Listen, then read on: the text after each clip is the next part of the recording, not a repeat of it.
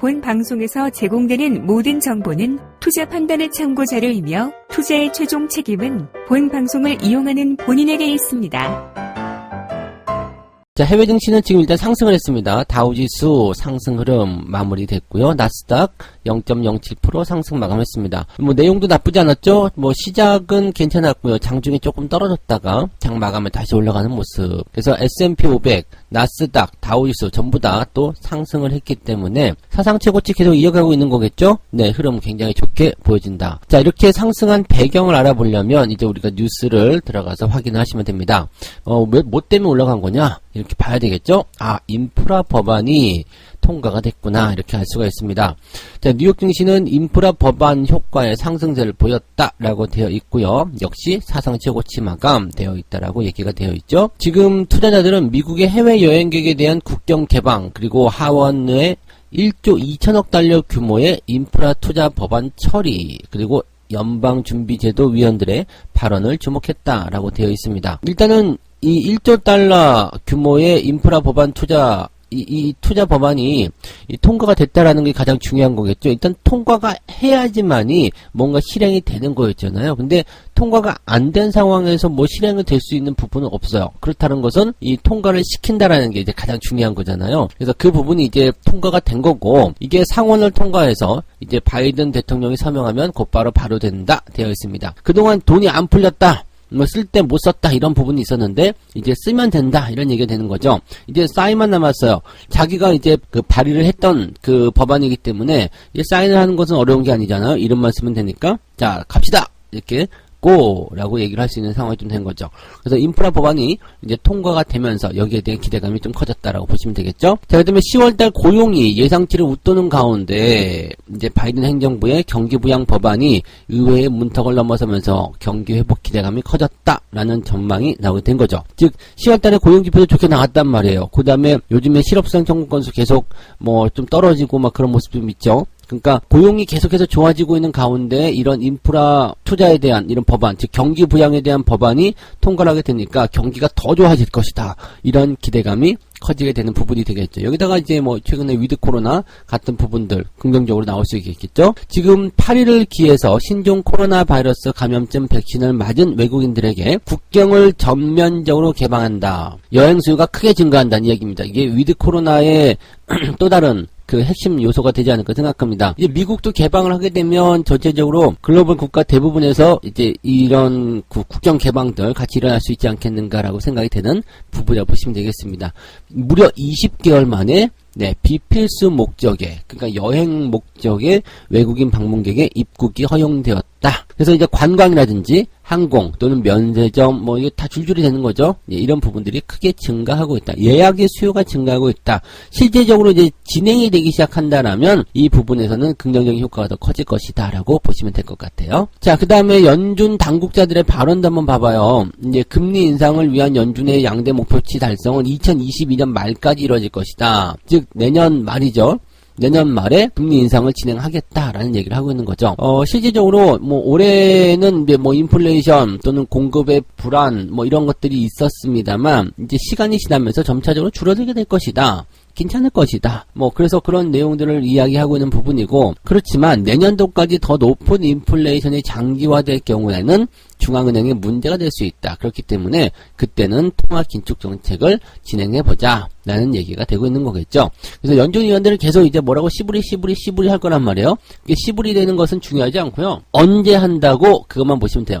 당연히 뭐 인플레이션 높으면 금리 인상해야 되는 건 맞는 얘기잖아요. 그래서 내년도 상황까지 봤을 때 인플레이션이 계속 높다라면 그때 한번 생각해 볼게 라고 얘기하는 부분이에요. 인플레이션에 대한 부분들을 계속해서 끌고 넘어가는 내용이긴 한데 사실 얘네도 좀 웃기게 되긴 됐어요. 인플레이션이 일시적일 것이다 라고 얘기한 지가 벌써 1년 정도 돼가는 것 같지 않아요? 그래서 결국에는 테이퍼링도 하는 거고요. 근데 아직도 일시적이니까 걱정 마라고 얘기하는 것도 좀 사실은 웃기는 얘기이긴 합니다만, 근데 일단 얘네들도 인플레이션 지금 너무 심각해요 라고 말할 수가 없는 게, 테이퍼링을 이제 막 시작했는데 금리 인상 같이 갑시다 이렇게 되면 시장이 충격받거든요. 그래서 이런 내용들은 이제 뒤로 어차피 일시적이야. 내년도까지 봅시다. 왜냐면 그때쯤 되면 테이퍼링은 어느 정도 진행됐을 거니까요. 그리고 실질적으로 인플레이션이나 또 다른 부분들도 어느 정도 이제 완화가 되고 괜찮아질 수도 있거든요. 그리고 실제로 경기가 더 많이 좋아질 수 있는 거죠. 그렇게 되면 금리 인상 해야 되는데 뭐 전혀 이견이 없을 테니까 그럴 때 합시다 라고 얘기를 하고 있었을 가능성이 높다는 얘기죠. 그러니까 어떻게 보면 연준 회의가 뭐 금리 인상 시기를 결정하는 것이 아니라 금리 인상을 언제 하면 욕을 안 먹을까, 그런 것들을 회의하는 것일 수도 있겠다라고 보시면 좋을 것 같아요.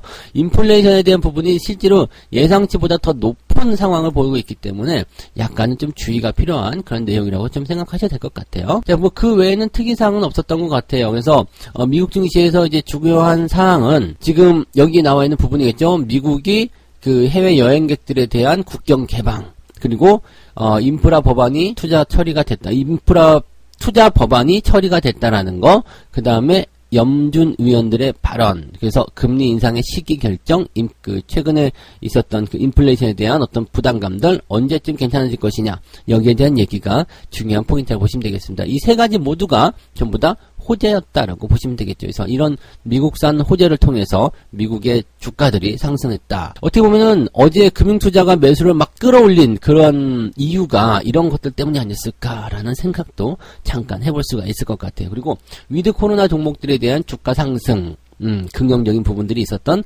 이유가 있었던 것이 같다라고 보시면 되겠죠. 자, 근데 재밌는 이야기 하나 더 있어요. 테슬라 1100슬라로 떨어졌다 이런 얘기가 있는데, 네, 머스크의 지분 매각에 테슬라가 5% 그러면 이게 무슨 얘기냐면 설문조사를 하나 했어요.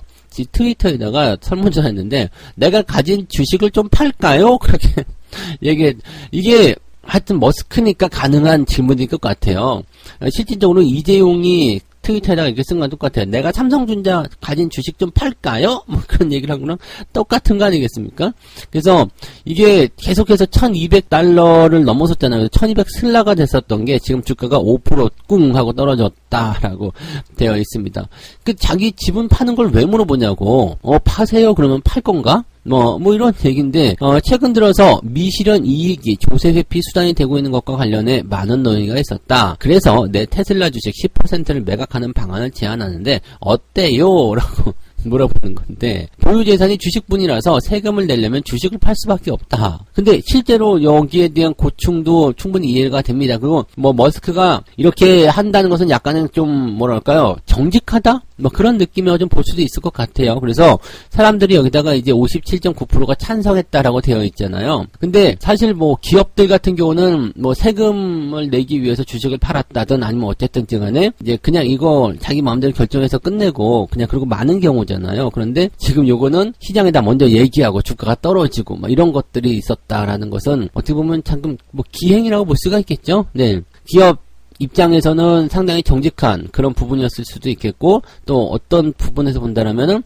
쓸데없는 그런 구설수에 올라서 주가가 떨어지는 역할을 했기 때문에 좀 이 부분도 좀 부담스럽다고 볼 수 있겠죠. 만약에 일론 머스크가 10%의 지분을 처분하게 되면 상당히 많은 물량이 시장에 풀리니까 주가는 계속 떨어질 수밖에 없거든요. 그래서 어떻게 본다면 일론 머스크 입장에서는 비난을 피할 수 있는 거. 니들이 팔으라고 해서 팔았지 않니? 네, 그런 얘기가 될 수도 있는 거 아니겠나 생각이 좀 들어요.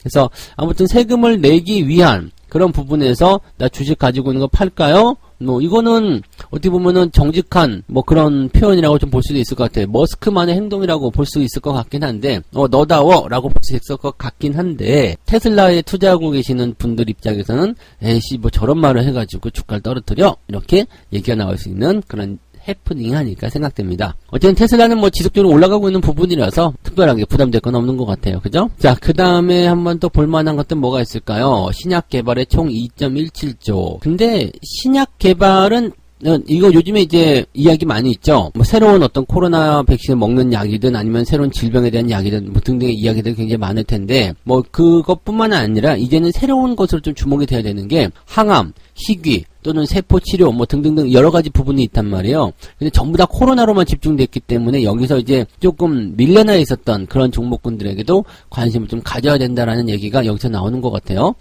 지금 코로나 백신이나 신약 개발 이런 쪽에서 완전히 밀려났죠. 처음에는 뭐 백신은 개발할 거야 그랬는데 지금 이 시간이 지날 때까지 다른 데 다 나올 때까지 제대로 된 약이 하나도 안 나오고 있어. 그러다 보니까 좀 실망감도 많이 느꼈을 거예요. 우리나라 주식들 가운데서도 먹는 치료제 뭐 만들어내겠다 뭐부터 해가지고 뭐 임상 들어간다 많았지만 실질적으로 결과가 나온 거는 외국 기업들이 먼저였다라는 거. 그게 중요한 거죠. 이게 세상에 없던 물건이 나올 때는 먼저 선점하는 게 제일 중요합니다. 근데 그런 부분들이 뒤로 미뤄졌기 때문에 제약바이오 쪽에서 굉장히 부담을 좀 느끼는 건데, 그러면 우리는 좀 시간적인 여유를 가지더라도 뭔가 병을 더 확실하게 이제 해결할 수 있는 그런 어떤 포지션을 좀 취해보자, 이렇게 볼 수 있을 것 같아요. 그러다 보니까 이제 올해부터 새롭게 추진 중인 국가 신약 개발 사업을 통해서 이제 국내 제약 바이오 기업들이 신약 개발 지원을 받게 되었다라고 되어 있고요. 한미약품과 메디톡스, 한올 바이오 파마 등이 지원 대상으로 선정되었다라고 되어 있습니다.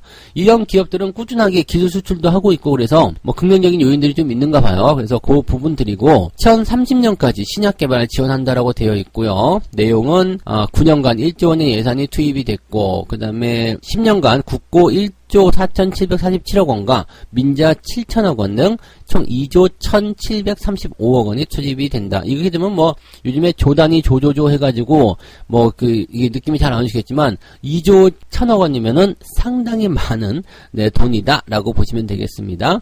빌딩을 몇십 개 살 수 있는 돈이겠죠. 그래서 요런 종목들 지금 한미약품과 알테오젠 이야기를 좀 하고 있고요. 특이 질환 치료 신약으로 지원 과제를 공모했고 최종적으로 선정된 기업이다라고 되어 있고요. 이런 기업들은 최근에 보면은 주가가 계속 올라갔었던 포인트가 좀 있어요. 그러니까 아마도 국가의 어떤 정책적이나 이런 부분들이랑 같이 연결되는 그런 내용이 있었지 않았을까 생각이 됩니다. 대체적으로 이제 눈높이가 코로나 치료제, 코로나 백신 이런 쪽에서 이제 신약 쪽으로 조금 옮겨가는 그런 느낌이 아닌가 생각됩니다. 그래서 바이오 종목들 약간 물갈이를 좀 해야 되는 건 아니겠는가 라고 생각을 좀 해볼 수 있을 것 같아요.